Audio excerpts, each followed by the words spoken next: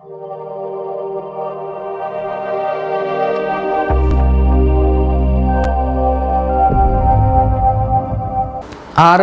அழகு. இன்றைய தலைப்பு நெல்லிக்காய். நெல்லிக்காய் பார்த்தீங்க அப்படின்னு சொன்னால் மனித குலத்துக்கு ஒரு பெரிய வரப்பிரசாதம்.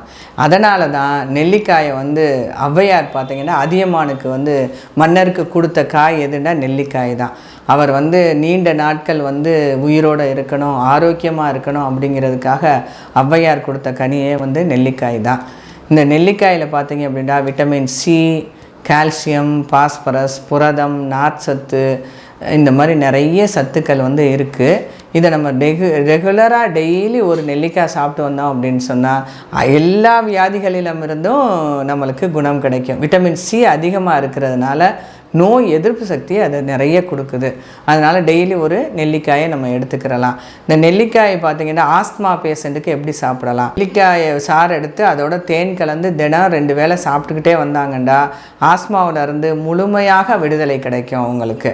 அதே மாதிரி பார்த்திங்கன்னா இதில் ஆன்டி ஆக்சிடென்ட்ஸ் நிறையா இருக்கிறதுனால இந்த கேன்சர் செல்ஸ் உற்பத்தியை ஆரம்பத்திலேயே இது தடுத்துரும். டெய்லி நம்ம நெல்லிக்காய் சாப்பிட்டுக்கிட்டே வந்தால்.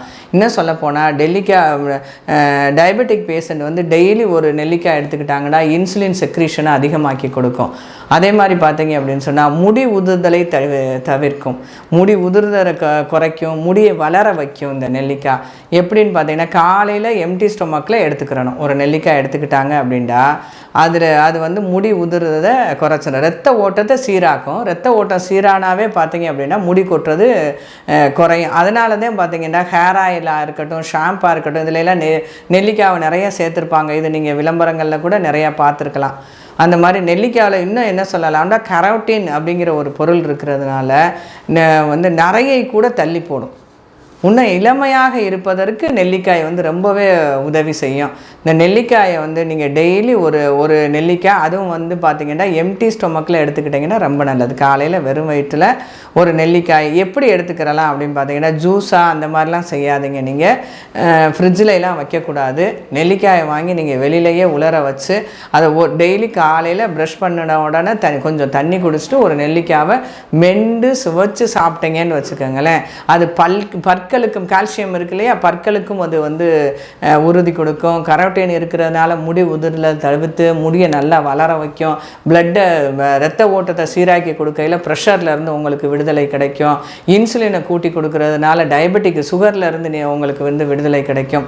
இந்த மாதிரி அனைத்து நோய்களுக்கும் சகல நோய் சஞ்சீவினி இந்த நெல்லிக்காய் தான். அந்த நெல்லிக்காயின் மகத்துவத்தை சொல்கிறதுக்காகத்தே நம்ம ஔவையார் அதிகமானுக்கு கொடுத்தாங்க. ஔவையாருக்கு கிடைச்ச நெல்லிக்காவை மன்னர் ஆரோக்கியமாக இருந்தார் அப்படின்னு சொன்னால் நாடு செழிப்பாக இருக்கும் அப்படிங்கிறதுக்காக அவங்க கொடுத்தது தான் அந்த நெல்லிக்காய். இந்த மாதிரி நம்மளுடைய தமிழில் நம்மளுடைய முன்னோர்கள் நமக்காக நிறைய விஷயங்களை சொல்லிட்டு போயிருக்காங்க. தமிழ் இலக்கியங்களில் சொல்லப்படாத வாழ்க்கை முறைகளே கிடையாது. அந்த மாதிரி நிறைய விஷயங்களை நான் வருங்காலங்கள்லேயும் உங்களுக்கு ரொம்ப அழகாக நாசூக்காக உங்களுக்கு எடுத்து காட்டுறேன். நீங்கள் அதை எல்லாத்தையும் நம்மளுடைய சேனலை சாஃபி சேனலை சப்ஸ்கிரைப் பண்ணிக்கோங்க. அதை பாருங்கள், பார்த்து உங்களுடைய வாழ்க்கையை சிறப்பாக ஆக்கிக்கொள்ளுங்கள். நன்றி.